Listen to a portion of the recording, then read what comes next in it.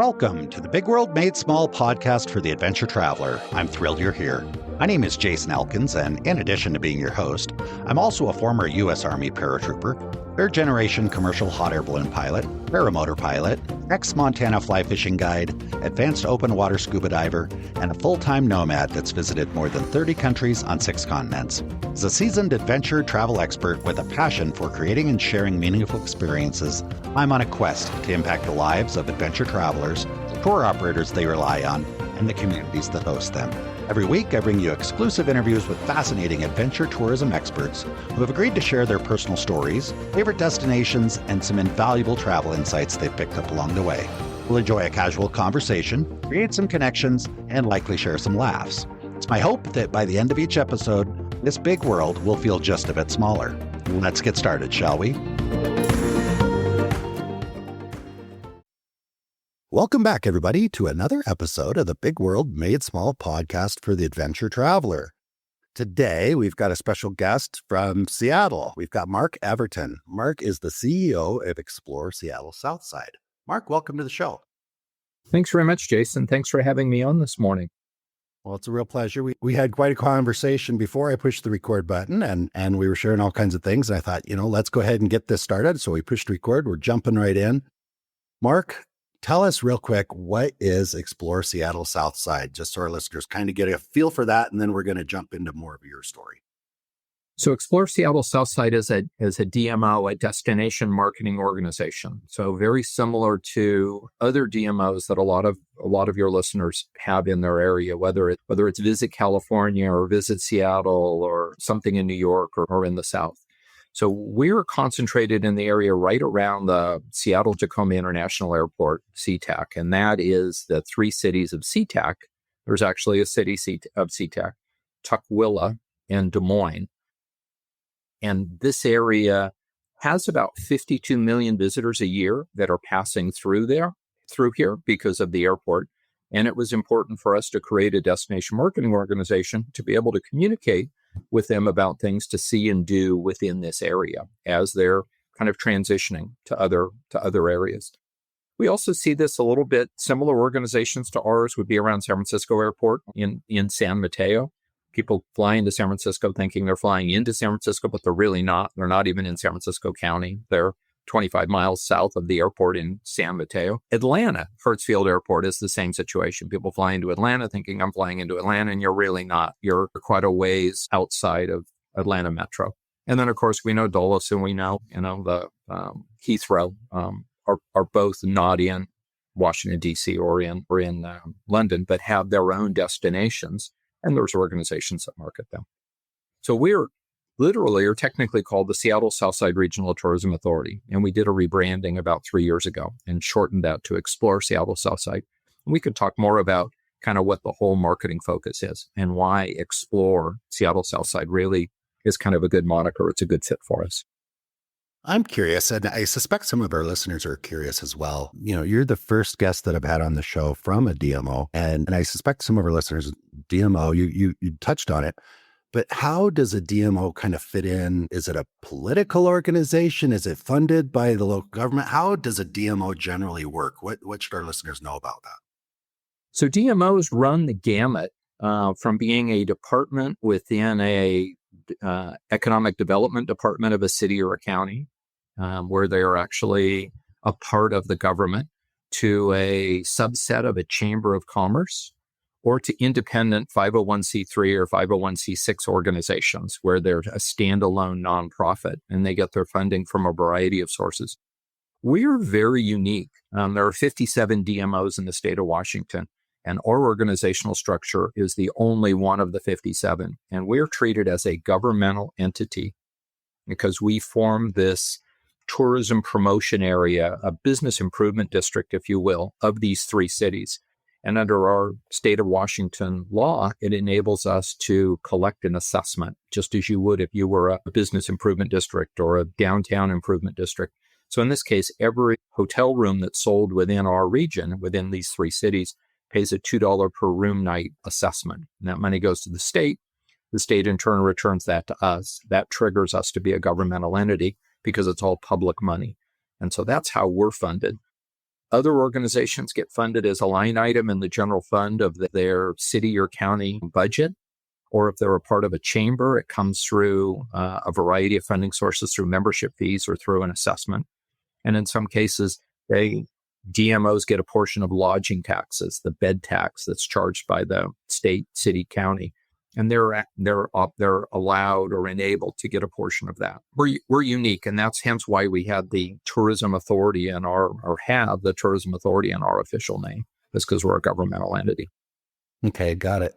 And I suspect also a lot of our listeners are actually tour operators. Maybe they have accommodations. Maybe they work with a DMO in their area. Help me understand how your organization works directly with the operators there to provide them support, or do you just focus on getting the word out that it's a great place to be, or is there day-to-day interaction with the tour operators and the other stakeholders in the area? Yeah, it's twofold. So we use our marketing prowess and our reach to be able to get awareness built of this region. And one of the primary channels for doing that is off our website, and getting people to be aware that Explore Seattle Southside exists as a resource, and get them to come to the website. And from there, they can link up with things to do, things to explore, tour operators to connect with, accommodations, attractions, retail, and dining. So we're really a kind of a clearinghouse for all of that. So if you, as an example, there's a really cool botanical garden here in SeTac. If the botanical garden was trying to reach cruise customers that are coming to take a cruise up to Alaska, and they're trying to reach them, it would be incredibly difficult and expensive for them to be able to do that. We're able to reach out and talk to people that are scheduled to take a cruise that are coming out of the southern part of the United States, which is predominantly where they originate from. And we're able to communicate with them, and they know they have a day or a half a day of free time. They come to our website and find out what to do, and bingo, here's a botanical garden that's easily accessible, fun thing to do, weather's going to be beautiful. And so it's a perfect fit for that. So we're able to supplement the marketing opportunities of a lot of our partners. And we're not a membership organization. So when I say partners, it's anybody that has anything of interest for visitors, right? So there's no barrier, there's no fee you have to join. Are some DMOs more of a membership based, or because you specifically mentioned that, so I was kind of curious. Right, very much so. A lot of them, because they're hurting for funding, they've gone to a membership base. And so if you want to have a listing on their website, if you want to participate in FAM trips, familiarization trips, or promotions, or things that they're doing, you need to join. You need to be a member of that. And in fact, a couple of our larger DMOs that are here near us are membership based. And so a hotel that may be in SeTac that wants to participate in Visit Seattle, which is the Seattle Metro DMO, they need to write out a check for that. They need to become a member to be able to get a listing and promotion and that kind of thing. So that's kind of a common mechanism for DMOs, for membership. Okay. And you mentioned that you're able to, I'm really fascinated by this. We're going to get into your story here in a moment, I'm sure, but I'm fascinated by this. When you say we're able to speak to or communicate with the person that's in the South, in the Southern United States, that may be passing through on the way to go to Alaska for a cruise, tell us a little bit more about that. What do you mean by we're able to communicate with them and speak with them? So let me give you an interesting little story, little analogy of this. So there was an annual cruise conference in Fort Lauderdale, Florida, that I've participated in. And when I first joined the organization, shortly, first couple of months, I was going to this cruise conference. And I knew nothing about cruising and had never been on a cruise ship before. I mean, where I'm aware of it, but it's not something that's commonplace for me. So I thought, I'm going to approach Fort Lauderdale as a cruise tourist. So I picked a hotel, not the headquarter hotel for the cruise conference, but a hotel that's near the cruise terminal and caters to cruise. So I flew into Fort Lauderdale and I got my bag and I went and waited at the curb with a bunch of other people that were obviously cruisers, and got on the shuttle bus going to the Best Western and did the Best Western experience. And I wanted to see what that was like. So as I got on the van, the shuttle, I was sitting next to a gentleman, and we're about the same age. I said, hi, what brings you to Fort Lauderdale? And he says, well, we're going on a cruise. I said, oh, when do you leave? He goes, well, first thing tomorrow morning. I said, oh, and it was, I don't know, 5:30, 6 o'clock. And I said, did you think about coming in earlier? And he said, earlier, like when? And I said, well, like yesterday, like Tuesday, or maybe Monday. And you could spend a couple of extra days here. And he literally, Jason, turns in his seat and looks me in the face and says, what the hell is there to do in South Florida that you would want to come early for? Okay. Right? I mean, Fort Lauderdale is a 45-minute train ride to Miami Beach. I mean, I could give you, I'm not even from Florida. I could give you a list of 25 things I want to go see and do in South Florida. And so this guy's myopically focused on, no, we're going cruising and we're going home. That's our thing. It prompted me to begin to think about how do we break that? How do we change that? Well, one way is to talk to the travel agents and say to the travel agents, hey, you should book these people to come in a day early, and you should do this. The problem that I found is that the travel agents follow what the cruise ships want them to do, because they're buying everything and packaging it under the cruise ship portal. And the cruise ship isn't really interested in people coming early or staying later, because they want them to spend their money on the ship and on their trip on the ship. That. Right. Yeah, right. So then I thought, well, if you can't talk to the travel agents and the cruise ships don't want to talk to you about this, you need to talk to the people. And the people need to say to their travel agent, or they need to go online on their own on Expedia or Orbitz or Booking.com, and they need to do that extra day pre or post, or days pre or post on their own. Okay, so how do we communicate with them? Well, I don't really want to spend the money and run an ad in the AARP magazine or in the AAA magazine. Incredibly expensive, and you're throwing too broad a net.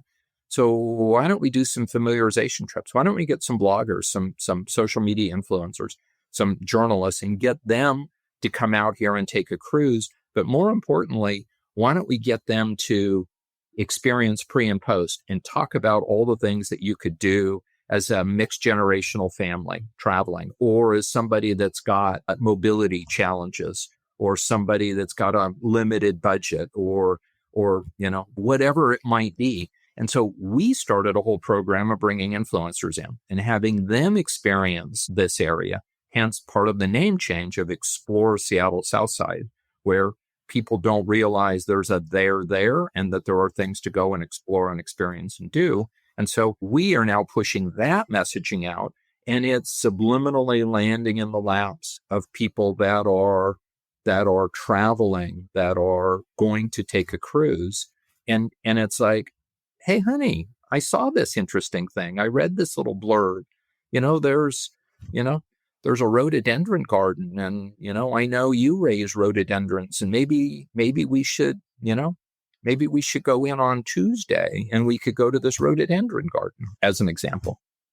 Right. So as someone that travels a lot myself, I find myself, if I'm going through a place, if it's in my mind that, oh, that's a cool place, there's cool things to see and do there, then I will say, hey, if I'm going to be there, I don't mind having an 8-hour gap between flights. I can leave the airport and go down and do something, as opposed to like, yeah, what's in, I shouldn't say Cleveland, because someone's going to be listening to this. I know there's stuff in Cleveland. That's the first thing that came to my mind. If I'm going through Cleveland and I don't have a clue what's going on in Cleveland, I'm just going to sit in the airport, or I'm going to just try and get through there as quick as I can and go on the next thing. So really your goal is to have people think, oh, there's cool stuff around the airport in Seattle, and maybe we should go in a day or two early, right? Really, that's the goal, is just to get people to think that way, right? Right. So part of the challenge is, so let's go back to your example, because neither of us know a whole lot about it. So you're gonna have an 8-hour layover in Cleveland. What is there to do? What could we do? So go to visitcleveland.com and look at what there is to do. Look at the event calendar. Look at some of the blogs, and you'll find that there's a blog that probably says layover in Cleveland. Mark, that's me. Well, You can store your bag at the airport. You can take a $12 Uber or taxi ride to the Rock and Roll Hall of Fame. And for $35, you can spend 5 hours in the Rock and Roll Hall of Fame and be back at the airport. Or you could sit at the Chili's in the, C terminal at Cleveland International for 8 hours, right? It's like, slam dunk. Yes. I'm not necessarily going to say to my wife, hey, we're going to Cleveland for the weekend, because no. But if I got an 8-hour layover in Cleveland, or I'm in or I have an opportunity to fly in one evening and I'm not flying out till the afternoon of the following day, then yeah, I'm going to go to a, Cleveland baseball game. Or if it's the wintertime, I'll go to a Browns game, or I'm going to go to the Rock and Roll Hall of Fame. And where do I find that? I find it from going to visitcleveland.com, the Cleveland DMO. So as the CEO of a DMO, anyway, it seems like you would have a lot of interest in making sure that there were cool things, not just marketing what there is, but how do we create something that isn't even there yet? Because your market's probably fascinating, all kinds of cool things. Let's pick an area that maybe, you get appointed to be the CEO of a DMO and you're like, man, no wonder they have such a hard time getting people to spend extra time here, because there's not much going on. So how active do you get in creating new things? So that's a really interesting question. So the question is, are we marketers or are we developers? Yeah. And I think from my experience and my take on it, that we're more effective if we're marketers. And we're able to support people that are good at developing things if they know that there's an opportunity to get this marketed for them without having to spend an awful lot of time and resources trying to pitch it and trying to get the image out there. So we're really very fortunate in that we're sitting 15 minutes from downtown Seattle, and Seattle invariably ends up on one of the top 10, bucket lists of things that people want to go see and do. They want to go to the Space Needle, and they want to go to where the World's Fair was, and they want to go to Pike Place Market, and they want to take a ferry out to the islands. And truly, if you haven't been here before, Jason, it is truly an absolutely gorgeous, gorgeous city. It is. It's got water on 3 sides of it, and there is a absolutely magnificent, majestic mountain that's just to the south, Mount Rainier. And I ended up taking a snapshot. As an aside, I ended up taking a snapshot of it last night with my phone and sending it to my wife and said, you forget she's there, and then you kind of look through the trees, and all of a sudden there she is. And I was walking across the parking lot to go into a meeting at City Hall, and there's Mount Rainier off on the horizon. So people are going to come here. And as I mentioned earlier, 52 million people a year traverse the SeTac airport. So we're not hurting for trying to get people here. What we're trying to do is get them to pause. And so what we did is we changed our marketing focus around in promoting micro adventures, because nobody comes to the city of SeTac or Des Moines, Washington, or Tukwila as a destination. You just happen to find yourself here because you've flown up to go to Seattle, or flown up to get an RV and go down the West Coast, or flown up to visit grandkids or your kids, or go up in the mountains, or whatever reason those 52 million people are coming here. Our need is to get them to understand that there's something to go see and do. And it could be a half an hour, or it could be a half day, or it could be the better part of a day. So we've created trails and promoted attractions and found little niche things that people could go do. The first sighting of UFOs in the United States, weeks before Roswell, New Mexico, was in Des Moines, Washington. It's called the Maury Island incident. And there's a whole long story. We could do a whole nother podcast on the Maury Island incident. But UFOs, as you're probably aware from a podcast standpoint, are huge.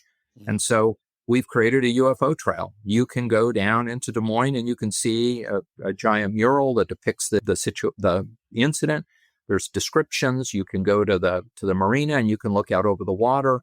There's just a lot of fun, interesting things that you can do in short little bursts. Micro.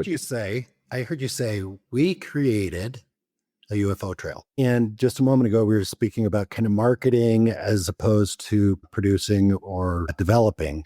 So help me understand that when you say we created a UFO trail. it's kind of back to that. Do we develop something or do we market something? Well, if it's already there, or if there's pieces of it that you could put together, then why don't we market it? And so we create this umbrella that encompasses it, but we're not commissioning murals. We're not putting up statues. We're not putting up public art for a public art trail. It's already there. We're just telling the story around it. So it's because I've interviewed people actually on this podcast that have done trail work where they actually go out and build trails and, environmentally friendly trails into Patagonia or whatever. But what I hear you saying is it's more of a trail's kind of already there in a sense that you've got, the first stop, the second stop, the third stop. We're just putting it together almost like in a digital marketing fashion or in a marketing fashion and say, hey, you could spend 6 hours doing this, start at this place and then drive to the next place or take the taxi or the bus or the whatever. And you're just kind of explaining to them how to get from point to point. Is that right? That's exactly right. And then going back to what we had talked about with influencers, we get people to experience it and tell it in their own words and experience what went on. So we're not broadcasting it. We are in a sense, but people don't want to hear me tell them how great this UFO trail is. They want to hear UFO nerds, UFO aficionados come and say, oh, hey, I went and explored this trail and this is really cool.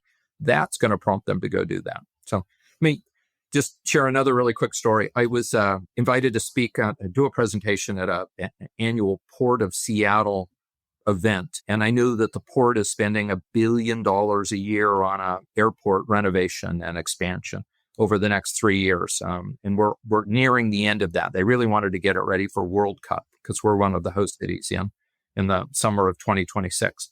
And so they were going to talk about how many 1,000 metric tons of concrete they're pouring and how many urinals are being built in the airport and all of the fascinating stuff. All of the fascinating stuff. And there were, I don't remember now, but there were a couple of other people that were going to talk about really big projects and fascinating things. And, how many million shipping containers had gone through the port and, 52 million people. And I'm pulling my hair out thinking, well, what the heck am I going to talk about?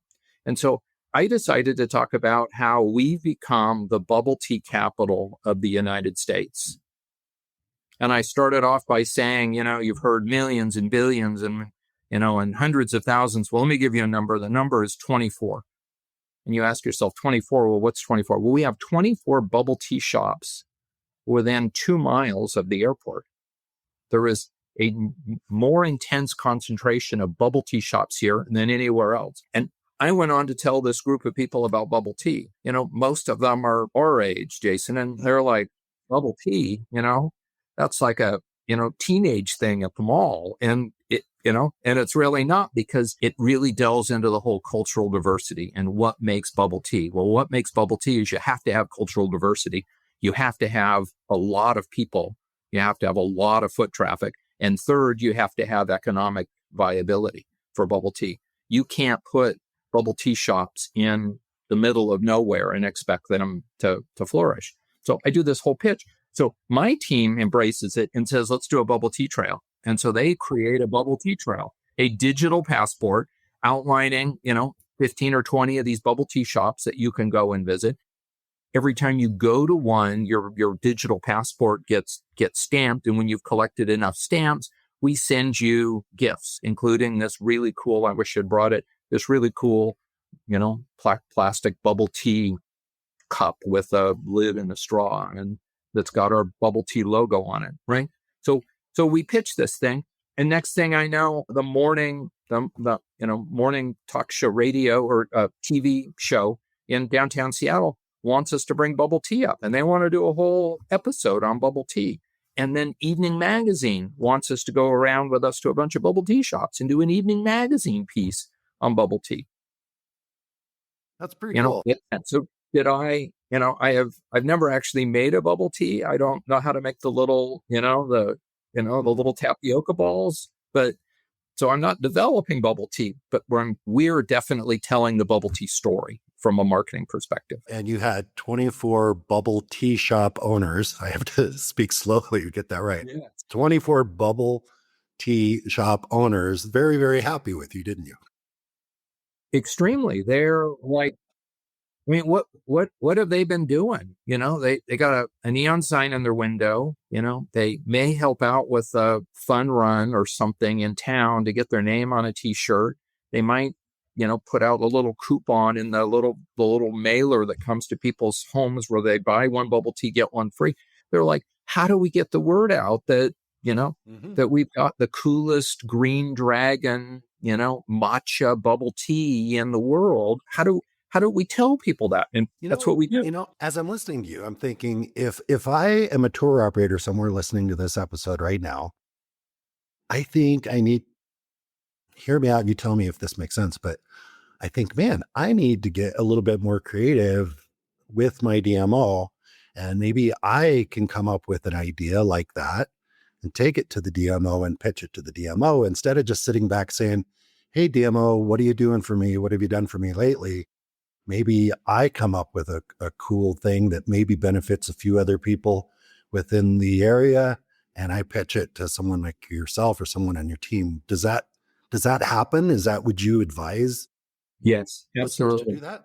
Absolutely. You can reach out to your DMO or your Chamber of Commerce and say, hey, what have you done for me lately? And you're not going to get a whole lot of response, right? But if you go to them and say, hey, I have this idea and I'm looking for help promoting it, how does this fit into your plan? And what can we do to push this out? And all of a sudden, you've got creative brainstorming going on. And truly, some of the most creative people that I've worked with in my career over the years have been the people that are at chambers of commerce and at DMOs. They look at a shiny penny as an opportunity to do something with it rather than just put it in a jar and put it on the shelf. Yeah, because if, you had this idea, I'm not sure how it all came together. We could probably have a whole nother conversation on that. But for the bubble tea stuff is, if I was one of those bubble tea shop owners, I could have probably come up with that idea and brought it to you guys and said, hey, what do you think of this? I'm trying to figure out how do we get more traffic? How do we, and all this. And I'm just thinking of, it's interesting.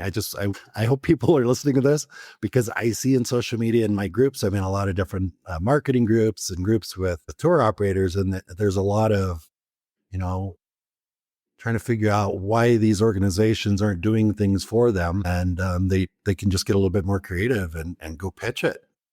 And just one more thing until we're done with this bubble tea thing, Jason, we take bubble tea operators with us to trade shows. Mm-hmm. And they do bubble tea at the trade shows. So you come to one of our booths at a trade show, there'll be a bubble tea operator there serving bubble tea. Some of the booths have got, little, Skittles or Reese's peanut butter cups, or after the trade show, near winding down, they may do a wine hour or something. But come to our booth and there's bubble tea, and these travel agents and tour operators and people that are coming to these shows are like, I've never had a bubble tea. This is incredible. Right. So the other thing that the team has come up with is we've come up with a whole program called Stories. And so we're doing a deep dive into unique people and back to our micro adventures in the community. And we're creating a video, audio story, which is really their story about what makes them unique. So it's less about the restaurant. We just did one on a gentleman that's got a Cajun restaurant in Des Moines. It's less about the Cajun restaurant and really more about him. And I share this with you because we're working on one right now on a bubble tea shop over in Tukwila called Natalie's. And what makes Natalie's interesting, it's a Vietnamese family, and they grow sugarcane in Vietnam. And they ship the sugarcane to Tukwila, Washington. And they grind the sugarcane in their shop to make the sweetener that they use in all their bubble tea drinks. Oh, wow. And so we're tying this whole kind of cultural transition from Vietnam cane fields to serving bubble tea in Tukwila, Washington. And It's very cool. what's that in one story? I think the story is super, well, it's kind of the concept of this whole podcast, and we haven't even got into your story yet. We're getting there. This is very, very fascinating. But I think the story is so important. And an example of that is I was with a friend in Quito just a few weeks ago, and we were walking down the street, and we walked by this restaurant that looked kind of weird. It was like Hamburgers de la Rusty or something. And she stopped, she says, "Oh, this is like where I had my first hamburger or whatever, cheeseburger." And then she proceeded to tell me the whole story of this guy who moved from the US, a gringo that had moved down and started this restaurant. And she was talking all about his story, not the food, not the building, but she knew the whole story. So that was, and it, really made an impression on her that she then wanted to turn around and share it with me. So I see the value in doing that. I think that's a really, really good way of approaching that. So what's your story, Mark? Usually this starts with, how did you get from where you were to where you are now?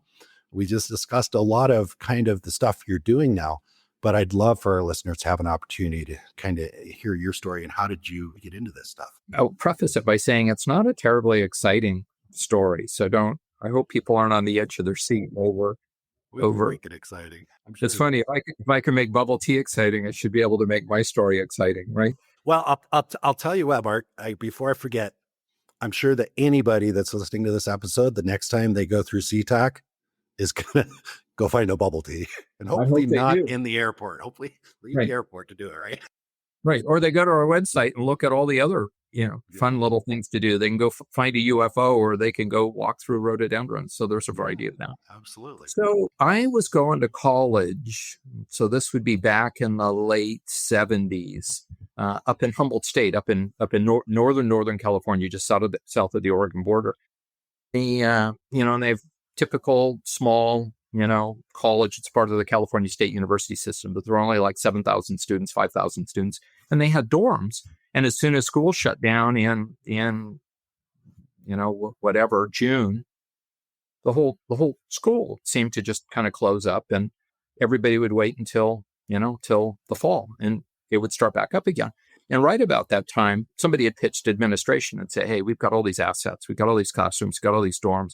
Why don't we create a conference center, or why don't we see what we can do about filling the dorms and the classrooms and using the commissary and using all this stuff 12 months out of the year rather than only 9 months out of the year?" And I happened to know somebody who knew somebody, and they tagged me and said, "Hey, would you be interested in kind of heading up this program?" And I was like, Jason, I had to be like 18 years old. And all of a sudden I found myself trying to manage 2,000 people coming in for a National Science Foundation, month-long, conference, and trying to feed them and figuring out how to feed them and how to get people to clean their dorm rooms and, all of the things that you do from a hospitality standpoint. So I ended up living up there full time. All of my buddies and friends would go home to La Jolla or Costa Mesa or whatever, and they'd go spend the summer laying around the mom's swimming pool. And I ended up staying in Arcata running the conference center. Mark, when I got out. But I got to ask, you said you got tapped for that? How? How did that happen? There's more to that story. What were you doing before you were 18 that led you to that spot, to that moment? I had just dabbled and done a bunch of things, nothing hospitality related, just kind of, scrabbled along. And my dad had a distribution trucking company, and I used to, my last 2 years of high school, I'd go down to where he had left the rental truck at 11 o'clock at night. And I'd take the rental truck because I was too young and they wouldn't rent it to me. And I'd drive down to the printing plant, and they'd load it up with pallets of newspaper. And then I'd spend the next 7 or 8 hours driving all over Oakland and Hayward, California, dropping bundles of newspapers off on the corner so that the distribution crew could go in and deliver them. And then I'd go drop the rental truck back and, go home and shower and go to high school. And so you were a fairly driven young man. what I'm hearing. What did you do for fun besides distributing newspapers? Had a really close group of friends, and we would do all kinds of fun stuff, go fishing and go get into trouble and, go watch at that time, the Oakland A's and the Oakland Raiders that were playing in Oakland, and normal kid stuff. trying not to screw up and get into too much trouble. Very cool. But it obviously, I've read your bio. I've seen some of, I'm aware of some of the stuff you've done. You've done a lot of stuff. So what are the key things that you think were the most profound and life-changing for you? Obviously 18 being tapped to manage this big project. And I'm sure there's some other things. And then how do you tie those together? Where do you think this, I don't know. It's funny.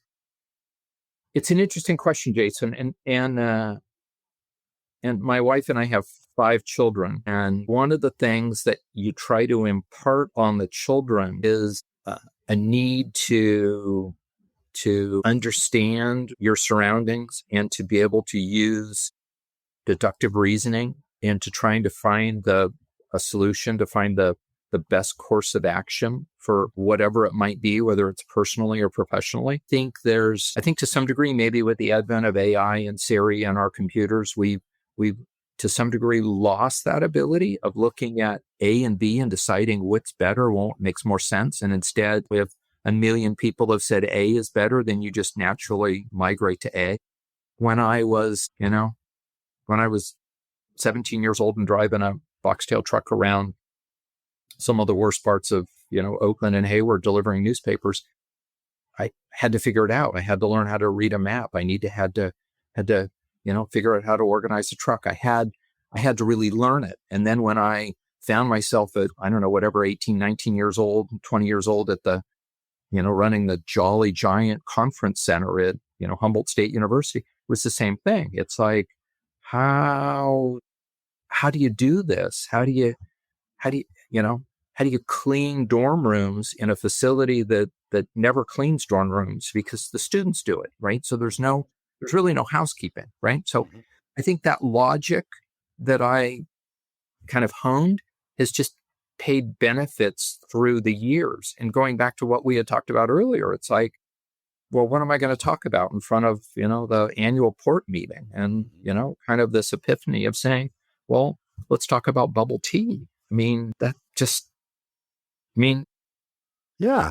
As I hear you speaking, Mark, I think this thing that I've tried and tell myself often is I don't necessarily know how to do it, but I have faith in my ability to figure it out along the way. And that's what I'm hearing in you is some pride in being logical, but also just taking the chance and moving forward. Like, I don't know how we're going to figure this out, but we're going to figure it out. I know I need to do a presentation for the Port Authority. And instead of saying, you know what, I don't want to do it, I'm going to do it. And I'll figure out what to discuss or what we're going to feature, just that ability to figure things out along the way. I hear a lot of confidence, I guess, in your voice and the ability to take action. And I think that that's something a lot of people miss out on is they don't have confidence in their ability to figure things out. So they just don't take action. They don't do anything. I don't know. What do you think? Yeah, I think that's because I don't want to put words in your mouth. That's what I'm sensing from you is that, you know what, I can figure stuff out. I don't need AI. I don't need ChatGPT. Right. Well, and kind of going back to the kids, that's kind of the objective that my wife and I had to instill in them, not to baby and nurture them, but also don't, throw them in the water and hope then they can learn to swim before they drown. It's that balance between the two. And as I look at all 5 of the kids, to some degree, I think it worked. I think they are exhibiting what you just described, this ability to say, oh, if I need to make this work, I got to figure it out. It's not just gonna happen to me. So I think they're not looking at the minimum.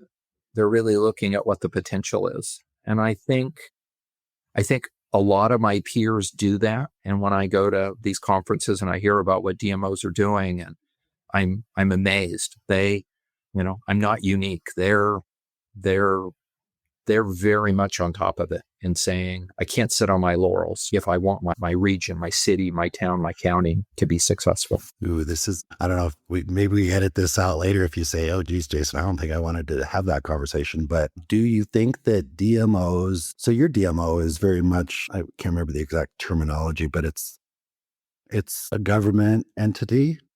And help me out. Do you think that DMOs are different than other government entities when it comes to creativity and thinking outside the box and that type of thing, as opposed to maybe an organization? And I'm not going to mention any by name, but I feel like I should, but I won't. That maybe just this is what we do every day, all day. We've got the rules. We follow the rules. We do our thing because we're government. So what are your thoughts on that? Is that something you'd be willing to share? Yeah, I think DMOs by their nature and what they're what they're focused in doing forces that change from the typical economic development department in a city or a county, where they may be a little more constrained. Part of the challenge that a lot of government entities have, and I don't know, you can edit this out, but I'll say it: no good deed goes unpunished. So if you right, so if we have this vacant piece of land, we should put a development park in there for an incubator program. And the only way we're going to do that is by incenting them by giving them some tax credits. Well, you're going to get the wrath of God against you for giving tax credits away, or why did you give them tax credits but you didn't give me? So they end up going the path of least resistance, right? They everything's set up by policy, and we try in our organization, even though we're a governmental entity and it's public funds and we have to be accountable and we have to toe the line outside of the governmental side, we're pretty loose without a whole lot of constraints and policies. Yeah, constraint. I think constraint is the key word there to describe the different types of organizations within a government. But it feels like you'd be encouraged to be creative, encouraged to try to, like, you can do a bubble tea trail campaign. People are like, okay, that's pretty cool. And maybe not have to worry about some of the backlash that you kind of described. Right. I would think. I don't know. So on this UFO trail thing, we're looking at the different aspects of what we could do with this and promoting this. And there's a mall here in Tukwila, Westfield South Center Mall. Malls are not the most popular places in a lot of parts of the country. And you read stories about malls being abandoned and malls, becoming pretty desolate. This mall has 16 million visitors a year. It is hopping. and I'll tell you why, I have spent a lot of hours out in that mall, and it is packed. Midday, it's packed in the evenings. I don't go out there on weekends, so to speak, but it's a happening mall. And we talked to the proprietor of the mall and said, hey, we want to do a UFO promotion. And he said, oh, I've got this area that I've got a lot of wall space and we've been looking for something to do with it. And if you want to take over a 90-foot wall and do a mural, you're welcome to. And then I got another 40-foot wall adjacent to it that you could use. So we've created this whole experience, this whole UFO experience in the middle of a Westfield mall. And there is a 90-foot wall. You can do selfies on board the boat where the fisherman was that saw the UFOs.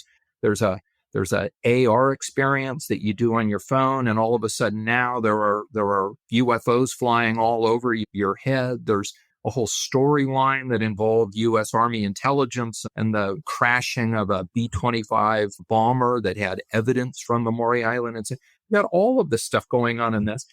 And then coincidentally, I don't know, I'm tootling along in the internet and I come across this guy who his sister was getting married, and instead of having a guest book where people wrote messages in the book, she wanted a phone, and they'd pick up the phone and they could leave a voicemail greeting, wish for their wedding and their matrimonial bliss as a live voicemail message off of this little princess phone. So he developed a little recording device that makes it where you don't have to call a number, you just pick up the headset and speak into it. So he created that. So I reached out to him and said, hey, could you take this device and could you put it in a payphone? And he goes, yeah, I could put it in anything. So I go online and I find a 1960s refurbished payphone, like out of Times Square. It weighs like 75 pounds. So they ship it to me and I ship it to this guy and he puts this device in it. And then I find this this junkyard up in Monroe, Washington, up in the, I swear there's like banjo music playing up there, way up in the boonies. And in this junkyard, they got a whole half acre filled with old phone booths, not the booths, but the stands, the things you'd see outside of like a 7-Eleven, right? Yeah. And so I buy one of those and we bring it down and we clean it up and we wrap it with, graphic wraps that you would put on a car or a van or whatever. And we call it an alien communicator and we slap this thing in the mall. So there's a payphone. You go and you just pick up the headset and it says, tell the aliens, invite the aliens back. Tell them what all the great things that you've done to your community in the last 70 years. And Jason, we're getting 2,000 messages a month being left on this payphone. So cool. Okay. So, and what are you doing with the message? I'm sure you're going to tell me this, but what are you doing with there's a company well, we have to go through them because not all of them are safe for work. There's a lot of people live feed it.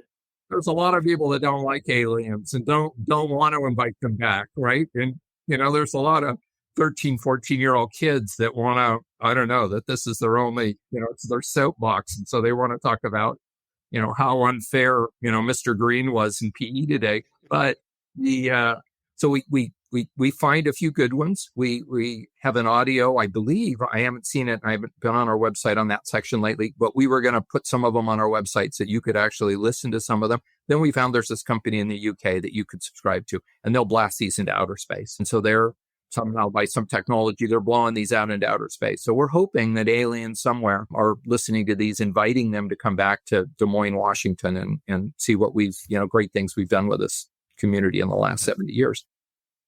That is so cool. That's fun. If you go to the city of, pick one, the city of, I'm going to get in trouble, Grapevine, Texas, or the city of, Tupelo, Mississippi, and say, hey, you guys should create a payphone and put it in the mall. They'd look at you like, what are you talking about? Right? We don't have that in our policy. There's nothing about, creating voicemail payphones.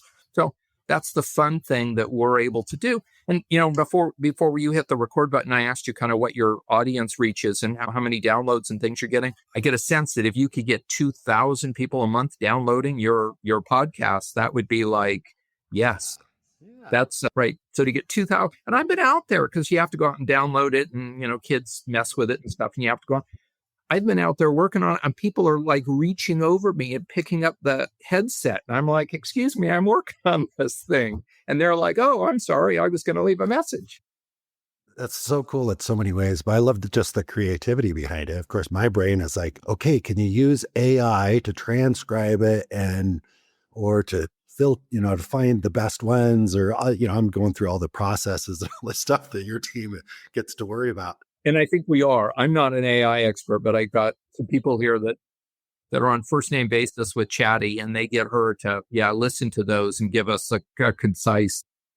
Probably could even take AI, do a two-way conversation and create a prompt for the AI to be an alien so they could actually, have a conversation, but who knows where that would go. Some people would be standing there all day. So we would definitely have some not safe for work messages at that point, I'm sure.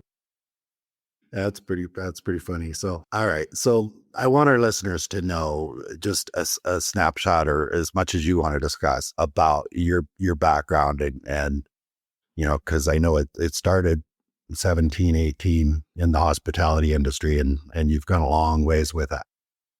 Well, you'd asked a question earlier, what were instrumental things? Well, one of them was, taking up, deciding that instead of going home during the summer that I would hang around school and run this thing. The other one was after school, after I got out of college, and I had an opportunity to go to work, and I was majored in accounting and finance in school. Ended up getting an opportunity to go to work at the Four Seasons Clift Hotel in San Francisco as an assistant controller in finance.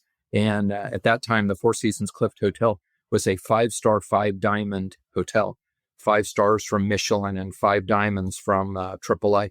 And at that point, I think there were only like 11 or 12 of them in the country, like the Plaza in New York and the Greenbrier. And so this was a really, really nice property in downtown San Francisco. And that got me an intro into the hotel business. And so then I spent the next 35 years moving from finance and accounting and hotels to actually being a hotel general manager for a good number of years, a decade or more, and then being an area managing director, overseeing GMs running hotels in a whole variety, Hawaii and Southern California and Silicon Valley and the Bay Area. And so it gave me, going back to that earlier conversation we had about the need to make rational decisions, it gave me that ability at a little higher level, in that I wasn't dealing with the arrivals and departures on a given day, or that the shuttle van had a flat tire.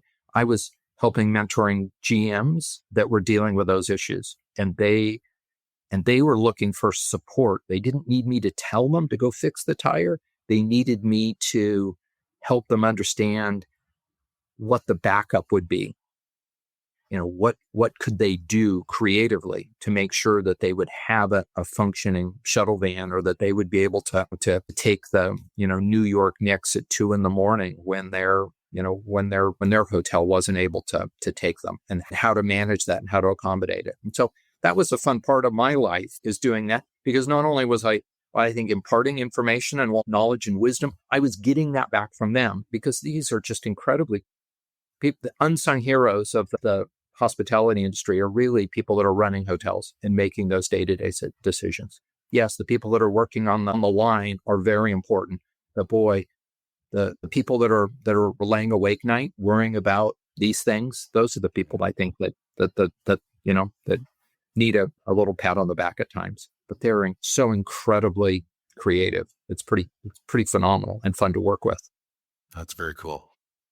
Do you think that your background or your education, you started out in finance, accounting, that type of thing. Do you think that was instrumental in you getting to where you got? Or do you think you could have or would have ended up in the same spot had you majored in just straight hospitality or biology or business? I mean, you kind of did business, but I mean, I'm more interested in the finance part. I think it helped a lot. It's a rarity when I'd go to a GM's conference and I'd sit around a table with 9 other GMs, and we'd all, kind of talk about where we came from. Half of them came from sales and moved up to a general manager from being a director of sales, because, hotels are all about selling, all about marketing. And so that's a natural. Probably of the other half, 2 or 3 of them came from a rooms background, where they were running rooms and running the front desk. And a couple of them came from a food and beverage background, running the restaurants and banquets and kitchen. And then there would be me with, accounting and finance background. And so it's a bit of a rarity. I think in hindsight, I think it helped a great deal. I think understanding your numbers and being confident with your numbers helps in doing your budgets and managing your financial statements and understanding what's going on, so that you're not constantly surprised. You're not being called to the mat. A lot of my hotels were owned by independent owners, and we were either managing it on their behalf, or it was a franchise. And the owners are very numbers oriented. They don't really care that, that you had the New York Knicks last night, or that Taylor Swift has got a concert coming up in a week across the street from your property. That wasn't high on their list. What was high on their list is what's their ROI and where's the cash and what's going on and what's the current value of my property and how much have you saved me? And, it's that. So that had to make it a lot easier for you to engage with them as opposed to, I'm imagining salespeople are interesting. I've done sales, and maybe what they're good at is sometimes the opposite of watching numbers or finance or being detailed and analytical. Salespeople are generally outgoing, friendly. They like to, move the needle, but they like to feel it too. I think it's a lot of feeling, and sometimes they don't pay necessarily a lot of attention to the numbers that need to back up what they've just sold. I'm not going to get you to say that, but I don't know. I don't know if was that your experience close to that, or should we move on? Because I'm sure you have a lot of people in your organization. Yeah, no, we were talking earlier about the need for creativity and to look at things from a different dimension. And that's the piece that the salespeople bring to the table.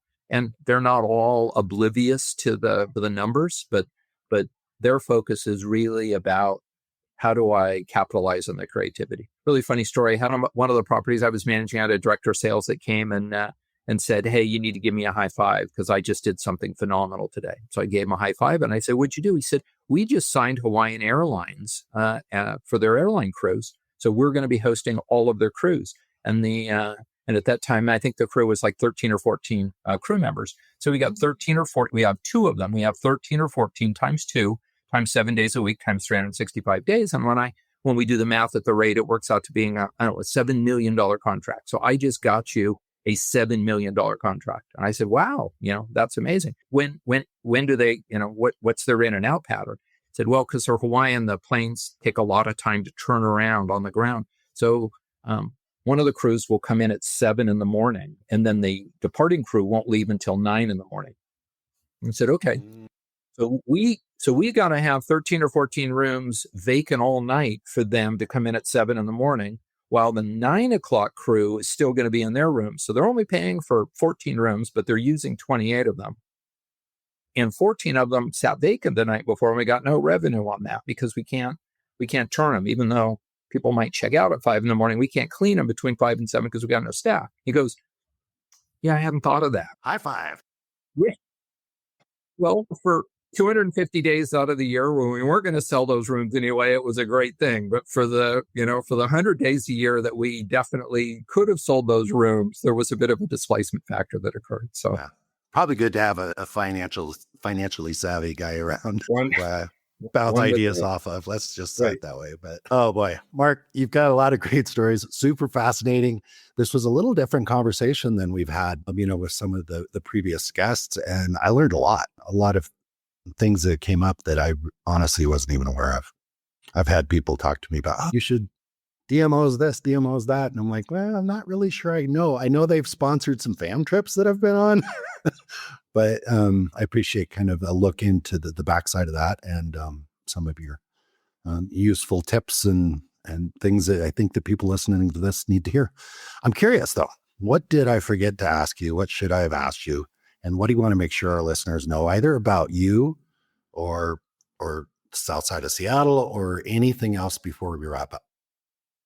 I just like something that you touched on. I'd like to emphasize again that the DMOs that your audience is familiar with, the tour operators and hotels and restaurants and attractions and retailers in these communities, your DMO is a great resource, and invariably it's a free resource for you, as is your Chamber of Commerce. Leverage those, use them. It's for a lot of them, it's free marketing. It's your ability to participate. And as I mentioned, when would a bubble tea shop ever think that they should go to Las Vegas to a trade show and what's in it for them, right? Type of thing. And there is something in it for all of your listeners. So please resource, access, leverage your DMOs and your chambers of commerce. Very good. You just brought a lot of value to a lot of listeners. Thank you, Mark. You're welcome. Appreciate you taking a moment out of your day to share some stories with us. And it was a fun conversation. It was wonderful. I appreciate it. Right. Thanks, Jason. Thanks, Mark. Take care. Bye. I trust you enjoyed listening to the conversation as much as I enjoyed recording it. If you're enjoying the Big World Made Small podcast, please take a moment to tell the algorithm by subscribing and posting a review so that others can benefit as well. I also invite you to take a quick trip over to bigworldmadesmall.com and join our private adventure travel community to receive new episode notifications, special access to our guest experts, and perhaps even some exclusive partner offers that we haven't discussed on the podcast. I'll publish another episode soon. Until then, keep exploring. It's the best way to make a big world feel just a bit smaller.